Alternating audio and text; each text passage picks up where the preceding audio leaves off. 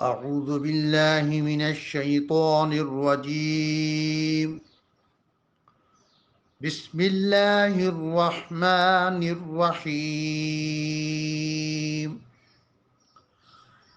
إن الذين آمنوا ثم كفروا ثم آمنوا ثم كفروا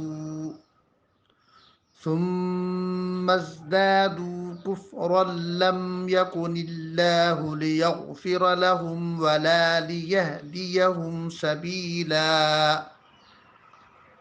صدق اللہ العظیم. ترجمہ: بے شک وہ لوگ جو ایمان لائے پھر کافر ہوئے، پھر ایمان لائے پھر کافر ہوئے، پھر اور کفر میں بڑھے، اللہ ہرگز نہ انہیں بخشے نہ انہیں راہ دکھائے۔ سورۃ النساء مدنیہ۔ شان نزول: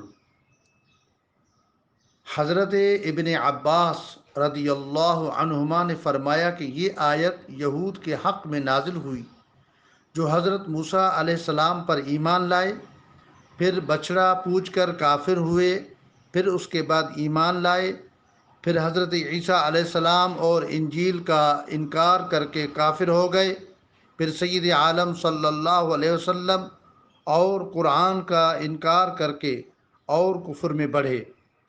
ایک قول یہ ہے کہ یہ آیت منافقین کے حق میں نازل ہوئی کہ وہ ایمان لائے پھر کافر ہو گئے، ایمان کے بعد پھر ایمان لائے، یعنی انہوں نے اپنے ایمان کا اظہار کیا تاکہ ان پر مومنین کے احکام جاری ہوں، پھر کفر میں بڑھے، یعنی کفر پر ان کی موت ہوئی۔